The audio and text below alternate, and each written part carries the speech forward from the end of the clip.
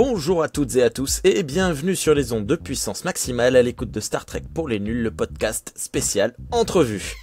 Dans les entrevues, vous le savez, nous revenons sur la novitude des intervenants de ce podcast. Et pour m'accompagner aujourd'hui, Matou. Comment vas-tu, Matou? Très bien, bonjour à tout le monde, et je suis ravi d'être là. Nous aussi, tu vas me frotter le nombril, donc ça fait toujours du bien. Tout le monde aime ça. Exactement.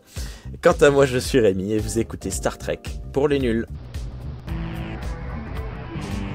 One small step for man, one giant leap for mankind.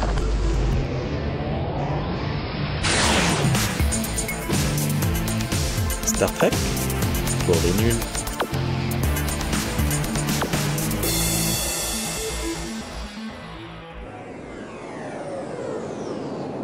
Alors Mathieu, pardon, évidemment, ça commence bien, m'as-tu vu? Alors Matou, comment as-tu découvert Star Trek? C'est une vaste question. Alors je plaisantais tout à l'heure en te disant que tout le monde aime bien qu'on se fasse gratter le nombril et qu'on se raconte, mais je vais essayer parce que la réponse est assez longue à une question courte.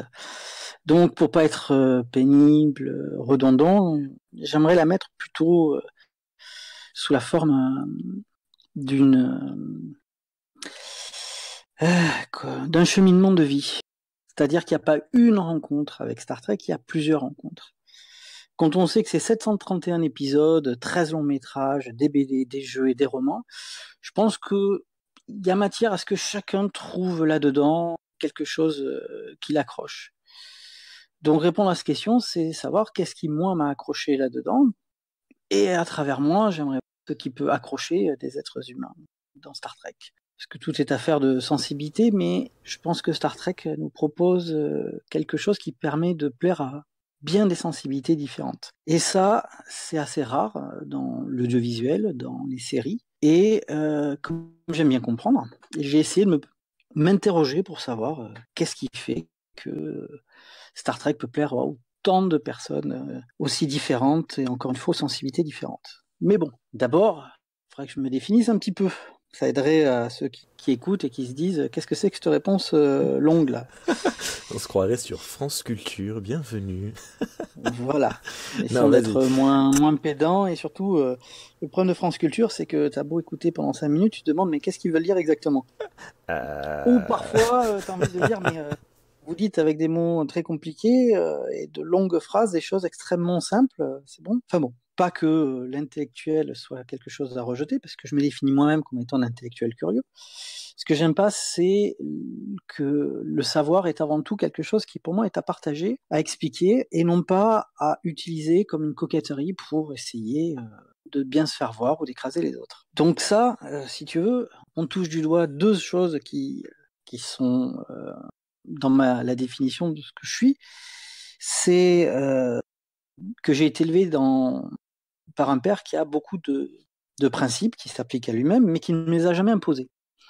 C'est-à-dire que tu vois ce que c'est que quelqu'un qui a corpus intellectuel, des principes, qui a essayé de les mettre en application dans sa vie. Ça donne un exemple, mais qui n'est pas quelqu'un qui veut absolument qu'on reproduise ce que lui a trouvé comme étant sa manière d'être. Mais ça te donne forcément un rapport au savoir. Et, par contagion, une vision positive de l'humanité. J'insiste là-dessus, sur une vision positive de l'humanité, mais pas une vision angélique ou une vision naïve de l'humanité. J'insiste beaucoup là-dessus parce que dans pas mal d'éléments dont j'ai pu discuter avec des gens sur Discovery, c'est un point, à mon avis, où les désaccords peuvent naître là-dedans. Et enfin, j'ai développé un lien assez fort avec les institutions. J'avais lu quelque chose, enfin une maxime que je trouve assez vraie, qui dit que les institutions restent alors que les hommes passent, et que c'est elles qui doivent avoir la mémoire, parce que lorsque les hommes se succèdent, eux gardent la mémoire de l'ensemble. Donc, une fois qu'on a posé tout ça, on voit un petit peu plus pourquoi est-ce que Star Trek a pu m'intéresser, Starfleet, l'utopie trekkienne. Tout à fait. Mais bon, c'est bien beau, mais si je reprends le cheminement, comme j'avais dit, au niveau de cheminement de vie, quand vous êtes né comme moi entre la sortie du premier Star Wars au cinéma et avant la sortie du premier Star Trek au cinéma, donc vous avez été enfant des années 80, beaucoup des choses qui me définissent maintenant, oui. Les Goonies, tout ça. Ouais, c'est pas mon film préféré, même si je suis allé le voir en salle. Pardon ? C'est pas ton film préféré ? Non, c'est loin d'être mon film préféré. D'ailleurs, tu vois, j'avais même oublié que... Je vais te retrouver et te casser la figure. Tu vois, alors tu disais que on riait pas à tes blagues, tu vois, je suis bon public. Merci beaucoup. Vas-y. Quoi, tu vois, on peut être intellectuel et bon public. Oui, excuse-moi, je t'ai coupé, vas-y, reprends. Donc, non, en plus, tu fais une petite digression sur les Goonies, je savais même pas que certains acteurs que j'ai vus ensuite avaient tourné dedans. Est-ce que tu le sais, toi ? J'ai oublié Josh Brolin, le mec qui joue dans Josh Brolin, Le Seigneur des Anneaux. Ah non, Josh Brolin ne joue pas en non, Josh Brolin c'est le grand frère. C'est Mickey, je ne sais plus son nom. Ah, pétard. Qui joue Sam Gamgee. Qui joue Sam Gamgee et qui joue aussi dans Stranger Things. Dans Stranger Things, où ils ont... Voilà. Alors, on va laisser à ceux qui ont le nom de le crier ou l'écrire ensuite, et on va passer à la suite, parce que je n'ai pas envie de trop te parler des Goonies. Non, mais c'est-à-dire que quand tu es enfant, moi j'ai eu une enfance où une chaîne, la 5, qui était la chaîne de Berlusconi, qui était venue avec de l'argent et des paillettes. C'était l'une des premières télés privées, la première étant Canal+, mais c'était une télé privée à péage. C'est avant la privatisation de TF1 en 87. Et donc, c'est l'une des premières télés dites commerciales avec maintenant on dirait un peu de bling-bling et tout. Mais elle achetait à tour de bras des séries américaines. Et quand tu es jeune à cet âge-là, tu mates énormément de ces séries américaines. Donc, les plus marquantes pour moi étaient, entre autres, je ne pourrais pas toutes les citer, mais on avait K2000, Supercopter et Star Trek. Je dis ça parce que si on a des séries, et je pense que ça fera écho à beaucoup de personnes qui nous écoutent, des séries qu'on aime quand on est enfant et qu'on les revoit une fois adulte, ben, ça peut piquer. Alors moi, j'ai pris le principe de me dire que si j'ai été sentimentalement attaché à ces séries, même si je suis conscient de leurs limites, ça a quand même été des séries qui m'ont fait jouer dans les cours de récré, qui ont stimulé mon imaginaire, donc je peux admettre toutes les limites qu'elles ont, mais je ne dirai jamais du mal d'elles. C'est ça, être sentimentalement attaché à quelque chose. Oui, je pense que ma génération pensera dans ces cas-là à Charmed, SG1, ou même Buffy pour certains, pour ce genre de réflexion. Sachant que les séries que tu viens de citer sont quand même bien au-dessus de K2000. Mais bon, quand tu es enfant, une voiture qui parle... Attends, c'est génial. Le chevalier des temps modernes. Oui. Tu vois, bon, donc, surtout avec David Hasselhoff, qui était quand même... Et on a vu plus tard qu'il deviendra un personnage. Enfin bon, et donc, Star Trek était une manière quand j'étais jeune, l'école primaire, ben, ça me faisait voyager. Beaucoup d'éléments, du kitsch, du carton-pâte, tout ce qu'on peut trouver de nos jours de limité. Certains diront ringard, d'autres irregardables. Quand tu es enfant, tu les vois pas. En revanche, tu arrives à percevoir les rapports qu'il y a entre les personnages. Parce que les séries des années 60 avaient cet avantage, repris aussi par les séries dont je te parle, d'avoir des rapports assez compréhensibles par les enfants, assez tranchés. Quand il y avait des nuances, elles étaient assez bien définies. Donc, somme toute, ça a eu un effet sur mon imaginaire assez important. Et donc, plus tard, quand vous êtes attrapé à l'enfance par quelque chose, eh bien, toute votre vie, vous pouvez plutôt, on ne va pas être aussi absolu, vous pouvez en garder toute votre vie une certaine curiosité. Ça, c'est les années 80, donc j'ai vu toute la série originale quand j'étais jeune, et bien entendu, énormément de choses me sont passées au-dessus. Mais comme la 5 faisait bien les choses, elle décida aussi d'acheter les films.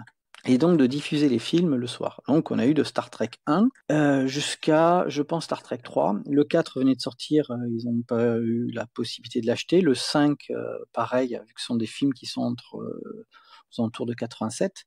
Quant au dernier, avec l'équipage classique qui date de 91, Terre Inconnue, il te dire que Berlusconi a revendu sa chaîne, je crois, à Hachette dans le début des années 90, la politique éditoriale ayant changé. Ils n'ont rien à faire. Mais bon, tout ça pour dire que le film qui a vraiment marqué ma jeunesse fut La Colère de Cannes, enregistré à l'époque sur VHS, ce qui permettait de le voir et de le revoir et de le revoir. Et un film que j'ai donc revu en étant, une fois passé la dizaine d'années, entre 10 et 12 ans, et qui m'a énormément marqué parce que, pour la première fois, tu vois un de tes héros d'enfance vieillir. Et c'est la thématique. Exactement, donc là, c'est tout à fait... Tu es dans l'adolescence, ou du moins le début de l'adolescence, tu commences à percevoir qu'il n'y a pas que les enfants et les adultes, qu'il y a des changements, tu commences à te projeter en tant qu'adulte, tu n'en es pas encore un, et tu vois un de tes héros d'enfance qui se pose la question de vieillir. Et donc tu comprends que être adulte, c'est aussi vieillir. Là aussi, c'est un attachement sentimental. Toujours quand tu regardes le monde des adultes, ou du moins, quand je suis encore un peu trop absolu, mais regarder le monde des adultes, c'est essayer de le comprendre quand on commence à y rentrer. C'est bien aussi de voir que il y a des choses à appréhender, dont la vieillesse. Pour ça que ce film a été assez marquant pour moi. De plus, avec la morale de cet épisode sur les besoins du plus grand nombre l'emporte sur les désirs d'un nombre, voire d'un seul, c'est aussi, derrière ça, une organisation de société qui commence à poindre. Et là encore, quand on est dans une adolescence, on peut avoir un peu trop tendance à se regarder le nombril. Avoir certaines leçons qui vous obligent à lever les yeux et regarder plus loin, c'est pas inintéressant. Donc, ça a été, pour moi, je dirais, tu vois, des repères temporels. L'enfance, son imaginaire, le début de l'âge de l'adolescence. Et puis on arrive dans les années 90 qui sont une succession de moments, on va dire, de rendez-vous manqués. La série passe sur Canal Jimmy, j'ai pas Canal Jimmy. La nouvelle génération, pourtant, j'étais curieux. Ensuite, je vais en Angleterre, j'arrive à voir Génération, ça j'y reviendrai, mais je comprends rien au nouvel équipage. Moi, je voulais voir comment était le nouveau capitaine par rapport à Kirk. Parce que, en fait, je voulais revoir Kirk. Tu sais, quand tu as entre 16 et 18 ans, tu veux revoir le héros de ton enfance. Tout à fait. Et en plus, bah, tu vois même la fin du héros de ton enfance. Mais c'est qui le monsieur chauve à côté, là, qui se bat moins bien que lui? Et qui n'a pas envie de se battre, en plus, parfois. Et qui n'a pas envie de se battre. Mais c'est-à-dire, je suis passé totalement à côté du film. Moi, je n'étais venu le voir que pour les éléments de la série originale, parce que la nouvelle génération, j'y connaissais rien. Donc j'ai vu Génération, j'étais content, mais c'est un rendez-vous manqué. Un ami qui avait Canal Jimmy, qui aimait Star Trek, m'a offert pour mon anniversaire, vers les 20 ans, premier contact. Et j'ai rien que pas compris toutes les références qu'il y avait dans le film. Et la morale des Borg a glissé sur moi. Et donc j'ai trouvé le film à l'époque passable. Tu vois, je voyais pas ce que mon ami voulait absolument me montrer. Lui était un grand fan de la nouvelle génération, notamment de Data et tout. Et puis, hors contexte, c'est très compliqué de comprendre les films nouvelle génération. Si t'as pas vu au moins la moitié de la série, il faut s'accrocher, quoi. Ouais. Mais c'est, tu vois, pour te dire que dans mon cheminement, c'était des rendez-vous manqués. Pour ça que je peux mieux comprendre que des personnes qui découvrent, parce qu'on te dit toujours, ah, toi t'es fan de Star Trek, par quoi je commence? J'estime qu'il n'y a pas une réponse, mais il y a plusieurs réponses en fonction des sensibilités, de commencer par quoi, comment, etc. Parce que justement, moi-même, tu vois, j'ai fait les choses dans le désordre et c'est pas forcément, ça n'a pas été efficace. Et pourtant, tu vois, plus tard, je deviendrai un fan de cet univers. Et la dernière rendez-vous manqué, qui en est un sans en être un, c'est que je découvre la série Stargate SG1, que j'accroche, j'ai accroché à la série. Et c'est plus tard que j'apprendrai à quel point Star Trek SG1 est une série dérivée de Star Trek.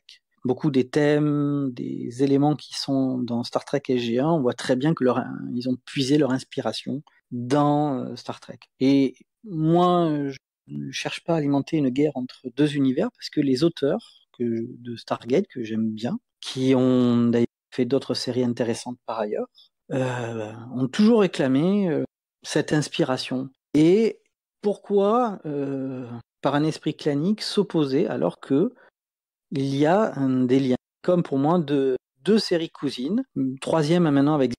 Le tout, c'est que on puisse prendre du plaisir à les suivre. Juste, excusez-moi, c'est juste que ça a coupé. L'autre cousine, c'était The Orville, c'est ça? The Orville, c'est ça. Ouais. Ok, il y a eu une coupure au moment où tu as dit le mot. Excuse-moi, reprends. Et qu'elles aient réussi à, on va dire, à proposer des thèmes, des propos à différents publics et à leur donner envie de réfléchir. Plus pour Star Trek, moins pour SG1. Ça, c'est pour dire. C'est rendez-vous manqué parce qu'en fait, je suis allé voir le cousin au lieu de voir la principale, tu vois. Et je continue mon bonhomme de chemin. Et puis en 2006, W9 diffuse la nouvelle génération tous les soirs à 18h. Et c'est là où enfin je peux avoir accès à cette série que j'avais quelque part toujours envie de voir, mais on n'a pas arrêté de se croiser. Et j'adhère énormément. J'adhère vraiment énormément à cette série. Et elle correspond de manière assez amusante à mes débuts professionnels.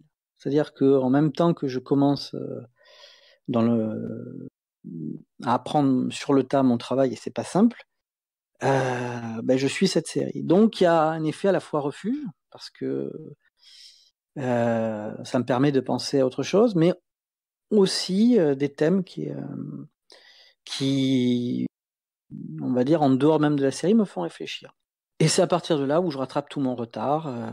Je me débrouille pour trouver les DVD Blu-ray des séries manquantes. Sachant que la dernière type appréhension sur Enterprise, et c'est devenu une de mes séries préférées. La nouvelle génération est pour moi celle qui me correspond le mieux. Et ensuite, je mets côté parce que c'est la série de l'enfance, mais la deuxième, c'est clairement Enterprise. On pourra développer après. On pourra en développer un peu, mais voilà, c'est-à-dire que sentimentalement, c'est l'enfance, le début de l'adolescence, un long moment où on n'arrête pas, tu sais, comme dans ces dramas où, tu sais, ils se cherchent, mais ils se rencontrent pas, mais ils vont ailleurs voir quelqu'un pour ensuite, tu sais, à un moment de coïncidence se retrouver. C'est exactement sentimentalement ce qui correspond à mon attachement à Star Trek. Donc ton rattachement à Star Trek, c'est Retour vers le futur numéro 2. Avec la relation des parents. Ok.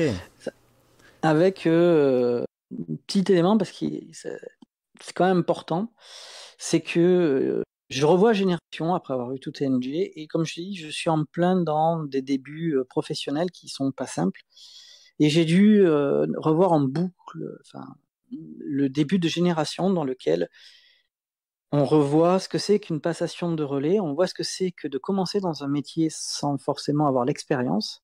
Et ça faisait tellement écho à ce que je vivais, c'est-à-dire que tu vois des gens pour qui des choses très difficiles pour toi sont simples pour d'autres qui ont de l'expérience. Et toute cette thématique sur le vieillissement qui rappelait mes premiers questionnements de pré-ado, de les voir mis en scène avec la question de la transmission, parce que toute génération est une question de transmission. Pour moi, clairement, c'est un film c'est le film Star Trek sur lequel j'ai le plus d'attachement. Je suis l'un des rares à adorer Génération parce que, pour plein de raisons, mais surtout celle-ci sentimentalement, le film a correspondu à un moment de ma vie. Et très souvent, quand on est attaché à un film de manière sentimentale, même si on en voit tous les défauts encore une fois, c'est qu'il correspond à un moment de la vie. Donc Star Trek a correspondu à mon enfance, dans lequel j'aimais rêver, mon adolescence où j'ai pas arrêté d'avoir des recherches, pas toujours fructueuses, et mes débuts professionnels. Voilà pourquoi je suis attaché à cette série de manière sentimentale. Donc, comme tu vois, c'est pas qu'une découverte, c'est un couple. C'est un cheminement de vie, un couple, oui. Ensuite, j'avais dit intellectuellement. Alors là, intellectuellement, c'est que quand je découvre la nouvelle génération, de voir que Starfleet est devenu quelque chose d'assez institué, de voir que Picard est quelqu'un qui a des principes qu'il doit mettre en application, que le savoir est valorisé et que on a une vision positive mais pas négative, enfin positive mais pas naïve de l'humanité. Là, par contre, je me sens vraiment, on va dire, Star Trek correspond au choix intellectuel que j'avais dû faire. Là encore, pour vivre en société, il faut quand même qu'on se soit posé un minimum de questions. On peut très bien vivre sans essayer d'y répondre absolument, mais on vit avec les autres. Hein. Donc, si on vit avec les autres, il faut au moins savoir une certaine vision de ce que c'est que vivre avec les autres, pour faire court. Et donc, dans la vision de ce qu'est la société de Star Trek, c'est exactement la société dans laquelle je voudrais vivre. Et c'est celle en laquelle je crois. Deux, plus le fait que, comme je dis, avec un père qui a des principes, qui avait un rapport au savoir, d'une manière très longue, très lointaine, Picard correspond à l'image paternelle que j'ai eue. Ce qui fait que mon identification en tous les personnages de tout Star Trek, ben moi c'est Riker. Parce qu'il a la même, on va dire, la même manière ironique d'appréhender bien des situations. Et deux, qu'il a cette manière de se poser sous une personne alors qu'il pourrait s'en émanciper, pour la bonne et simple raison que, avant de partir, il veut être sûr d'avoir fini d'apprendre tout ce qu'il a à apprendre. Et trois, oui. Pour la manière de s'asseoir sur une chaise. Tout à fait. Ça non, parce que orthodoxe. Oui. Mais ça va avec lui. Moi, je sais pas si c'est comme ça, mais il y a un petit peu de ça. Tu vois,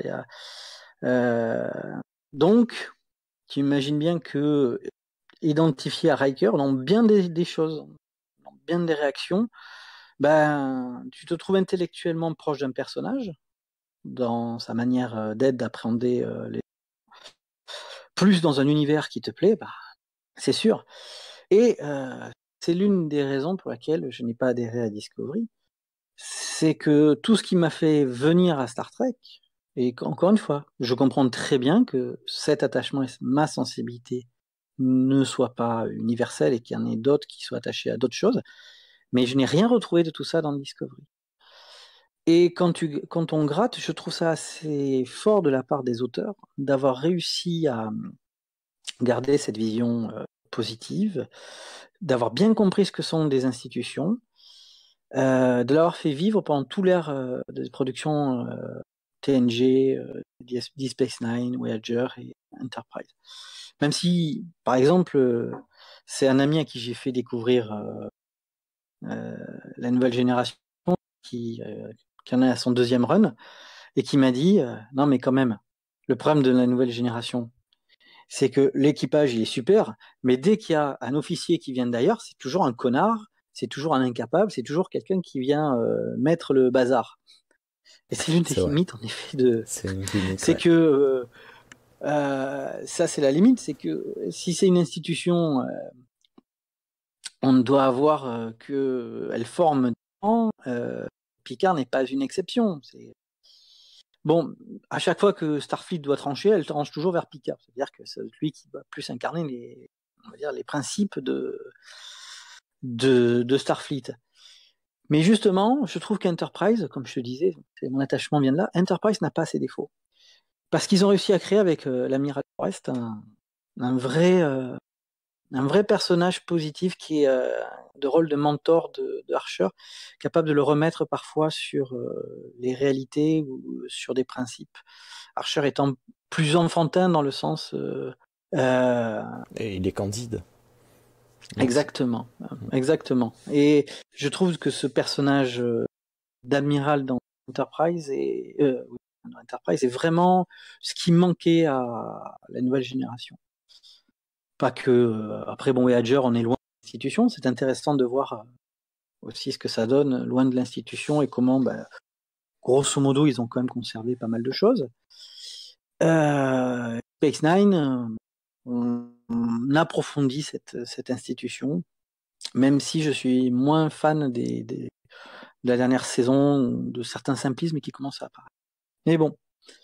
Donc, tu vois, de l'enfance, l'adolescence, jeune adulte, puis adulte, j'ai toujours la même foi dans l'humanité, même si je suis pas naïf, je sais très bien beaucoup de choses, sauf que j'estime tout simplement que l'humanité est ce qu'on en fait. Si on décide qu'elle est négative et qu'il faut toujours contraindre les personnes, que de toute façon la situation est telle qu'elle est et qu'on ne pourra pas la changer, qu'il faut l'accepter, c'est sûr qu'on va devant une société qui ne vit pas forcément bien et surtout qui ne vit pas mieux de génération en génération. Si on se fixe comme c'est la phrase de Picard dans Premier Contact, quand il dit que l'humanité a décidé de s'élever le jour où elle a décidé d'éradiquer la pauvreté et de commencer à vouloir plus faire dans le développement de chacun plutôt que dans la poursuite égoïste de ses propres intérêts. Toujours pareil, l'humanité n'est qu'un rapport de force.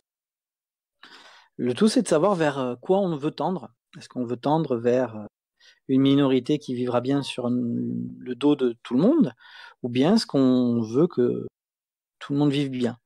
Je donnerai juste un exemple. Faut savoir que je passe les conditions de production, mais on produit assez de nourriture pour nourrir toute l'humanité. Ça veut donc dire que de nos jours, s'il y a des famines, c'est pas une fatalité, c'est donc une question de comment l'humain s'est organisé. C'est plutôt positif de savoir qu'on peut nourrir tout le monde. Maintenant, c'est de se battre, entre guillemets, pour arriver à ce que tout le monde mange à sa faim. Donc, je suis pas dupe de ce que ça implique, je suis pas dupe du fait qu'on ne peut pas arriver à changer l'ensemble des personnes vivant dans le monde. Je dis juste que construire une société, c'est se fixer des objectifs et tenter de les atteindre et de se penser en termes de progrès. Voilà. Donc mon attachement à Star Trek intellectuel, il vient de là. Je vois ce que on peut faire. Sachant que là encore, moi j'ai vécu les années 90, 2000 et 2010 où j'ai mieux vécu mon enfance que mon père ne l'a vécu. Est-ce que ça sera la même chose pour les générations futures? On ne sait pas. C'est un changement. J'ai vu beaucoup de choses où on m'expliquait que l'homme, la nature humaine, etc., etc. J'ai vu ces mêmes discours changer au fil du temps. Bref, tout ça pour dire que plus j'ai vu d'univers, plus j'ai compris que ce que proposait Star Trek était une utopie, certes, mais qu'elle était loin d'être inatteignable à condition que l'on, encore une fois, on y croit. Et c'est l'un des rôles de la fiction, c'est aussi de montrer des fenêtres sur l'univers en disant voilà ce qui se passe, voilà vers quoi on pourrait tendre si on y croit. Discovery, on n'y croit pas. On n'a pas envie d'y croire parce que cette société ne donne pas envie d'y vivre. Voilà l'un des éléments pour la dernière série Discovery, parce que j'en ai pas parlé jusqu'à présent, qui est un hiatus entre moi et elle, du fait de cet attachement intellectuel à ce qu'elle m'a toujours proposé. Je sais pas si tu as des questions. Non, c'est très très bien. Je t'en prie, continue de parler autant que tu veux, il n'y a pas de souci. Tu es en train de zapper toutes mes questions, c'est très très bien. Non mais ça c'est que, pour le dire, c'est que j'ai demandé à ta femme, tu t'en es pas là, elle m'a tout envoyé, donc... Je vais lui dire que c'est une sale traîtresse. Voilà. Non mais si tu savais vraiment, je classe le... pardon, enfin bon, bref. Je l'ai pas vu arriver ça. Donc, et le dernier attachement, tu vois, c'est à quel moment je suis passé de noob. Alors j'ai jamais été noob parce que si tu veux, j'ai traîné dans des milieux un peu trop politiques pour être, si tu veux, dans ces éléments geeks. J'ai grandi avec toute cette pop culture qui est reprise par les geeks. Je la connais assez bien. Je suis allé dans des salons comme le TGS, j'ai observé, j'ai vu parce que j'étais, comme je suis curieux, d'essayer de comprendre, on va dire qu'étaient ces geeks là. Enfin, ces geeks là, je veux dire, c'était le grand moment fin des années 2000 dans lequel on parlait des geeks, c'était mis en avant et tout. Mais cependant, j'aurais jamais pu ni être un noob, ni être un geek Je ne joue pas aux jeux vidéo, par exemple. Tu vois, Après là, quand j'utilise le mot noob, c'est vraiment pour la caricature du non-connaisseur, de la personne qui découvre nul, quoi. Ouais, mais tu vois, par exemple, le terme noob, comme le terme geek et plein d'autres termes qui sont là-dessus, c'est un terme que je ne connaissais pas, que j'ai découvert en traînant dans ce milieu. C'est-à-dire que dans ce milieu, il y a des mondes, des codes, des choses qui sont... élitistes.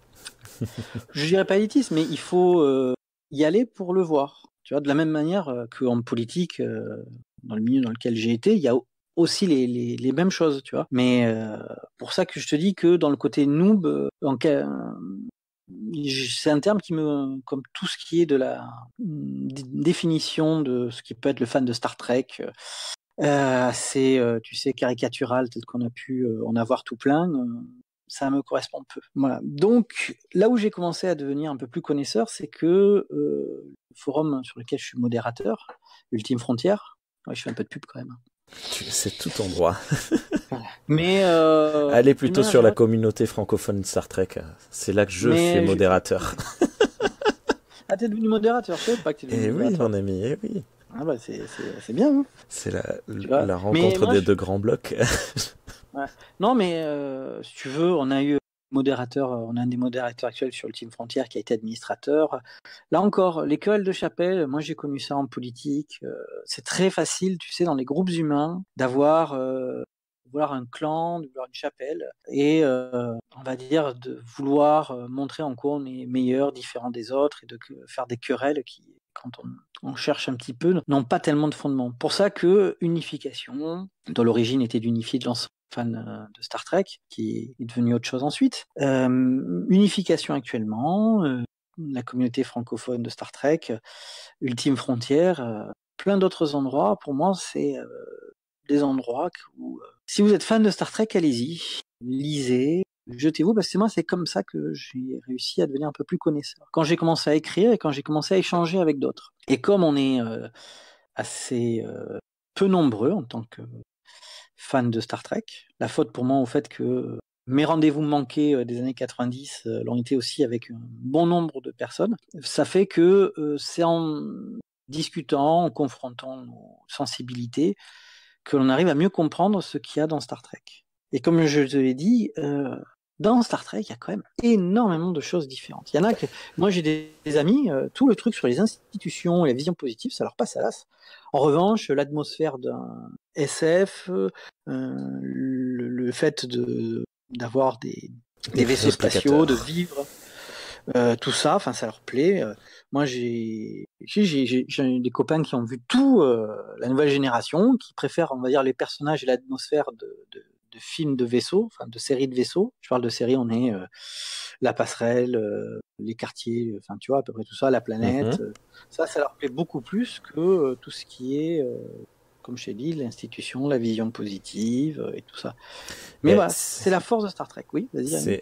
C'est la force de Star Trek, mais comme je le disais dans l'entrevue avec Dragor, je pense que c'est le genre de personnes qui doivent vraiment s'ennuyer devant un épisode comme Darmok, où en fait on a deux personnes qui s'assoient autour d'un feu de camp et qui discutent pendant 45 minutes. Mais bon. C'est largement possible. Je suis bien d'accord avec toi. C'est l'un des épisodes de la nouvelle génération qui est le plus coté, c'est Lumière intérieure, Inner Light, qui raconte comment, en fait, en quelques instants, il vit toute une vie qui est un héritage, donc une transmission. Enfin, il y a beaucoup de choses qui sont mélangées, et pourtant, c'est pas, tu vois, c'est un qui n'est pas sur un vaisseau, mais qui amène à se poser des questions sur, on va dire, sur le devenir d'une société, sur la transmission, sur ce qu'il en reste, tu vois. Symboliquement, le fait qu'il sache toujours jouer de l'instrument, ça veut dire que toute trace n'est pas totalement perdue, continue à vivre malgré la disparition, qui est aussi une allégorie du deuil. C'est-à-dire que les gens auxquels on tient, qui sont décédés, continuent à vivre avec toi. Tu vois, c'est... Bref, là-dessus, Star Trek a la volonté de questionner ce qui fait notre humanité, ce qui fait notre société, d'avoir des questionnements moraux où on n'apporte pas une réponse simple, et le tout dans un âge avec une forme distrayante, parfois un peu kitsch, ça dépend des séries, mais si tu veux, c'est un millefeuille. Tu trouveras toujours des feuilles qui vont te plaire. Et discuter avec d'autres, ça te permet de voir toutes les feuilles. Après, il y en a qui je leur demande pas d'aimer Star Trek parce que comme moi, je cherche à appréhender les 1000 feuilles. Mais c'est le truc avec Discovery, et je vais arrêter là parce qu'on va croire que je veux toujours taper dessus, mais Discovery, j'ai pas retrouvé ça. Je pense C'est-à-dire qu'il y a des feuilles qui peuvent plaire et qui sont les mêmes que dans d'autres, même voire mieux faites, et je suis capable de le reconnaître. Mais moi, il me manque une substance, il me manque quelque chose.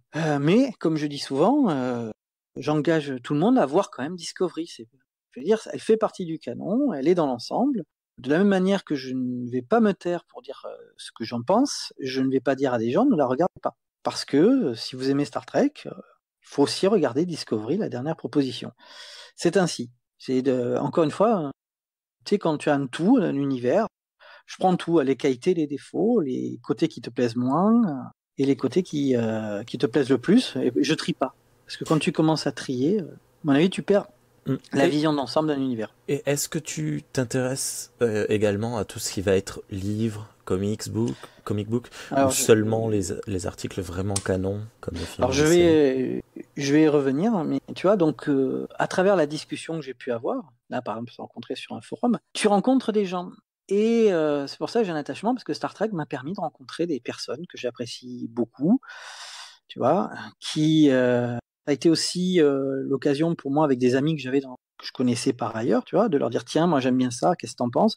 Et mes meilleurs amis à aimer, c'est-à-dire que tu approfondis tes liens d'amitié avec certains, tu découvres d'autres personnes qui ont cette même passion et tu te lis d'amitié, parce que la culture c'est un terreau commun qui fait que deux personnes qui ne se connaissent pas, on ne se connaissait pas avant, bien arrivent à discuter ensemble. On arrive à créer un premier lien, une première connexion qui va nous permettre d'aller plus loin. C'est un peu comme si tu étais dans un ascenseur, tu sais, ces moments entre guillemets gênants, tu es dans un ascenseur, enfin, avec la différence c'est que moi, contrairement à toi, j'évite de péter dans l'ascenseur.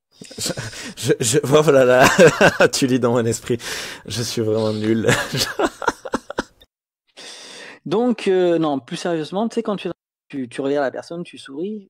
Mais si tu savais que, par exemple, tu te prends l'ascenseur avec quelqu'un, je veux dire une bêtise, tu vois, qui porte un t-shirt avec un truc de Star Trek ou qui a un élément, tu vois, je veux dire n'importe quoi, un bracelet ou autre, et que tu vas spontanément commencer à lui dire ah j'aime bien machin, ça me rappelle, ah vous êtes fan, vous connaissez, et de suite le temps dans l'ascenseur un moment, tu vois, beaucoup moins gênant et dans lequel il y aura un échange. Tu revois la personne, tu la revois pas, la question n'est pas là. Mais cette connexion humaine, c'est la culture qui nous le donne. De la même manière que quand tu vois quelqu'un en train de lire un livre que tu as lu, spontanément, tu as envie de lui dire ah j'ai adoré ce livre, j'espère qu'il vous plaira aussi. Ça engage une conversation et tout. La culture, c'est ce terreau commun qui fait que des inconnus peuvent discuter ensemble sans se connaître. C'est ce qui m'arrive presque tous les jours dans le cadre de mon travail. Je suis vendeur et je vois tous les jours des gens qui ont un signe distinctif qui fait que j'ai envie de leur parler spontanément. Mais je vois tout à fait où tu veux en venir. Et donc, il y a cet attachement série.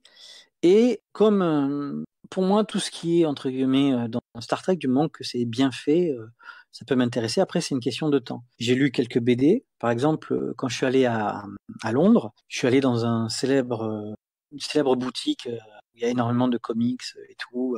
Donc, j'ai acheté quelques petits éléments. Il y en a un qui m'a fait rire, que j'ai pris, c'est un crossover entre Doctor Who et Star Trek du temps de Picard. Donc je l'ai acheté, il est fait, je crois, de mémoire en aquarelle, c'est un truc mais totalement annexe, mais l'histoire m'amuse. C'est-à-dire, deux univers qui se rencontrent, deux univers dont je suis fan, voilà. Donc j'ai pas une grande connaissance des BD, tu vois, des jeux vidéo, des romans.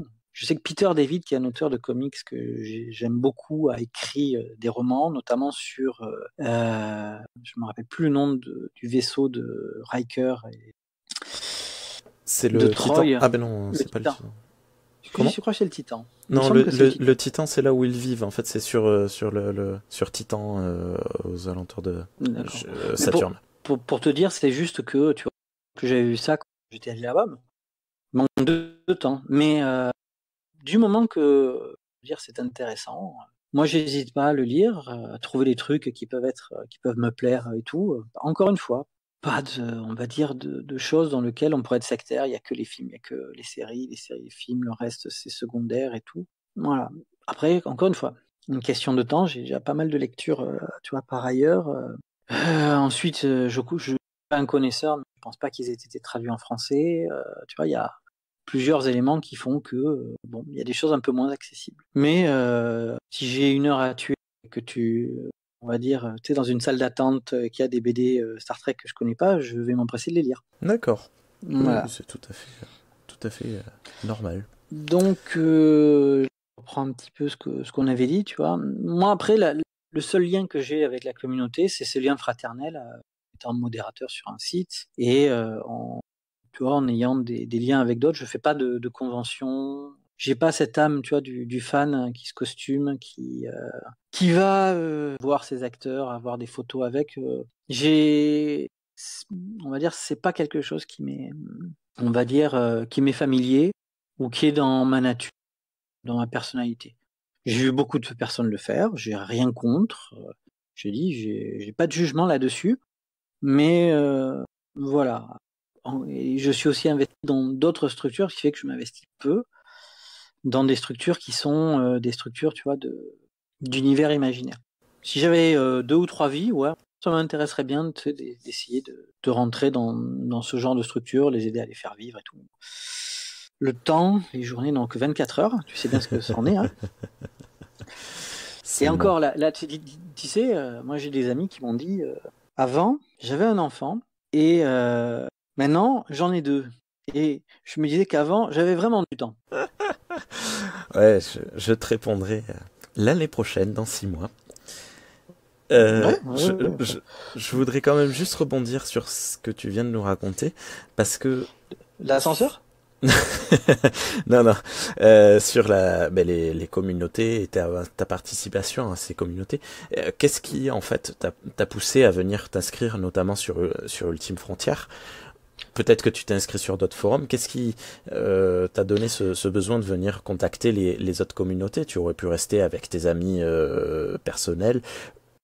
C'est plutôt quelque chose qu'on subit plutôt que quelque chose qu'on recherche. Même si on se fait un petit plaisir en solitaire, l'avantage c'est que on sait ce qu'on aura et on n'aura personne pour te le gâcher.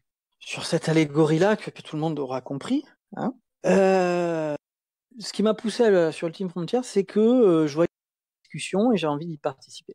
C'est encore une fois, c'est la tendance, tu sais, ma tension intellectuelle qui voulait, vu que sur d'autres endroits, je participais sur des discussions intellectuelles.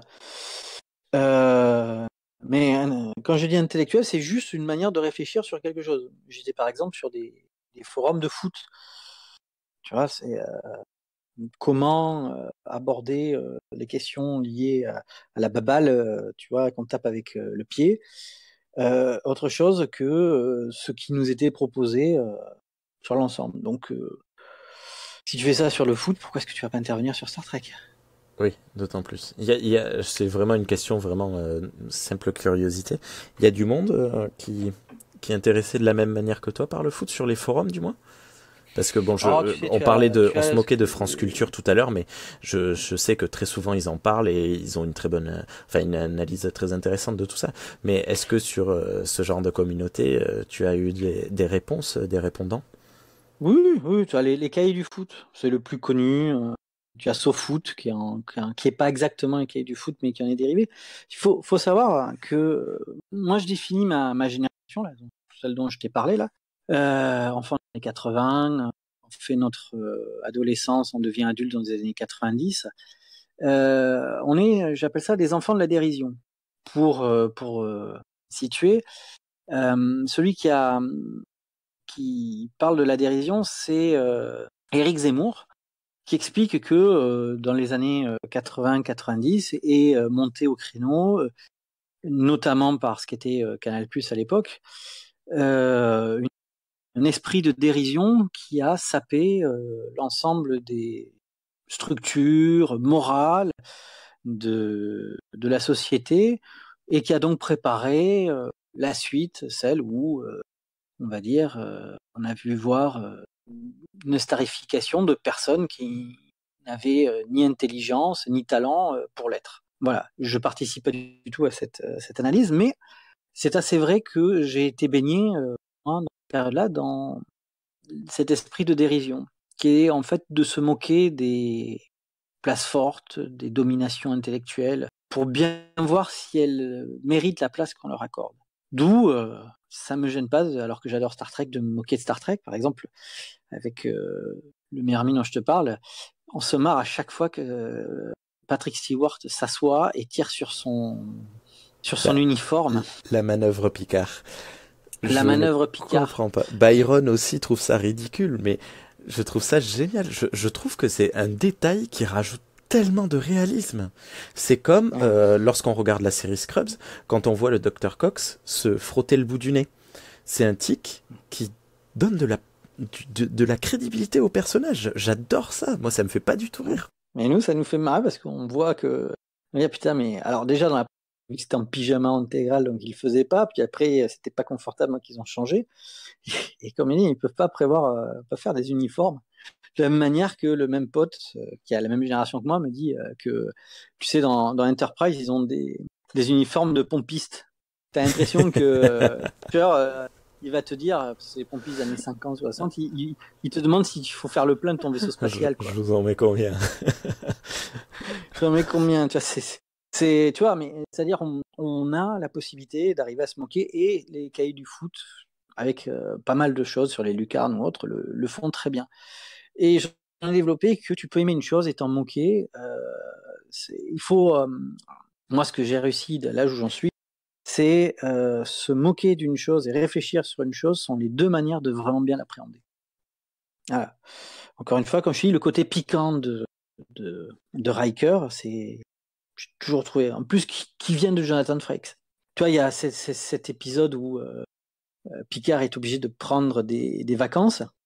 Et tu as Riker qui lui donne un totem qui est le totem pour dire que t'es vraiment très chaud et que tu veux avoir beaucoup de relations avec des femmes, et que sans le lui dire, et que Picard est confronté à l'intérêt de jeunes femmes qui, voyant qu'il exhibe ça, croient qu'il veut avoir ce genre de relation. C'est exactement le genre de blague que j'aurais faite. D'accord. Donc oui, tu peux arriver à en faire, et je pense que traiter d'une question avec sérieux sans se prendre au sérieux, c'est nécessaire. Ah, voilà que tu viens de citer... Bon, la phrase m'est venue il y a quelques secondes en tête, mais tu viens de citer la signature d'un membre émérite de la communauté francophone de Star Trek, mon patron en fait, hein, l'administrateur de la communauté. Faire les choses sérieusement, sans se prendre au sérieux. Ouais, mais il a dû me l'appliquer. Va falloir que j'aille voir Minos pour lui dire que... On va te choper, tu vas voir. Écoute, on approche quand même de l'heure d'enregistrement, donc je t'invite, si tu veux, à conclure sur ce que tu es, sur ta présentation envers les auditeurs et les auditrices. Est-ce que tu aurais quelque chose à rajouter? Oh, pas tellement. Après, comme je te dis, trop parler de soi, pas intéressant. Je préfère parler de Star Trek. Et d'une manière générale, d'essayer de défendre, parce que j'ai cette impression qu'on le sent moins, que c'est quelque chose qui est un peu mis de côté. J'ai eu avec des gens sur Ultime Frontière des désaccords là-dessus. L'attachement à des personnages, parce que les personnages de la nouvelle génération sont bien faits, d'Enterprise aussi, un peu moins sur Voyager, et beaucoup sur DS9, et bien entendu sur la trilogie originale et ses films. On peut s'attacher au personnage. Je le comprends très bien. Cependant, Star Trek est un monde construit autour de la vision de son auteur d'origine, Gene Roddenberry, qui voulait dire à l'humanité, qui voulait dire à ses concitoyens, enfin à ses contemporains, et si on mettait de côté ce qui est nos défauts et qu'on bâtissait ensemble sur nos qualités. Et je suis très attaché à ça, et j'invite simplement à... S'il y a une chose de cet entretien, c'est de ne pas le perdre de vue quand vous regardez Star Trek. Vous n'êtes pas obligé d'être attaché à ça, je ne vous l'impose pas, je ne vous dis pas que si vous ne le ressentez pas, vous passez à côté, vous n'avez pas compris Star Trek. Je vous dis simplement que pour moi, c'est la chose qui fait que Star Trek a duré et que Star Trek est différent des autres œuvres cinématographiques et télévisuelles. Voilà. Eh bien, merci beaucoup, Matou, pour toutes ces indications. Je pense que tout ceci permettra à nos auditeurs et auditrices de cerner un petit peu ta personnalité. Très chers auditeurs et auditrices, avant d'attaquer la fin de cette émission, sachez que j'ai retrouvé le nom de l'acteur qui joue Mickey dans les Goonies. Il s'agit de Sean Astin, pas Sean Austin, Sean Astin. Ou alors il y avait une faute d'orthographe sur le site. Bref, n'hésitez pas à revenir sur ce qui a été dit durant cette émission. Pour cela, vous avez à votre disposition le hashtag NoobTrek et le hashtag NulTrek sur Twitter ou les commentaires Facebook, YouTube, etc., etc. D'ici la prochaine émission, je pense que Matou va se joindre à moi pour vous souhaiter une vie longue et remplie de prospérité. Ah, absolument. Et puis, pendant que tu allais faire le montage, je vais aller pour ta femme. Oui, bah, merci. Écoute, il faut bien s'occuper d'elle pendant que toi, tu es sur ton ordinateur. Oui, voilà, merci. Je vais mettre l'alarme sur la porte d'entrée de chez moi. J'ai un chien très méchant, attention. À très bientôt. Non, mais je sais déjà tout ça. À très bientôt, tout le monde. Bonne soirée, ou bonne journée, ou bonne nuit, ou bon après-midi, ou bon repas, suivant ce que vous faites. Et oui, parce que c'est important. Ou bon plaisir solitaire. On y retourne toujours. Voilà. Allez, bonne soirée tout le monde. Bien entendu. It's one small step for man, one giant leap for mankind.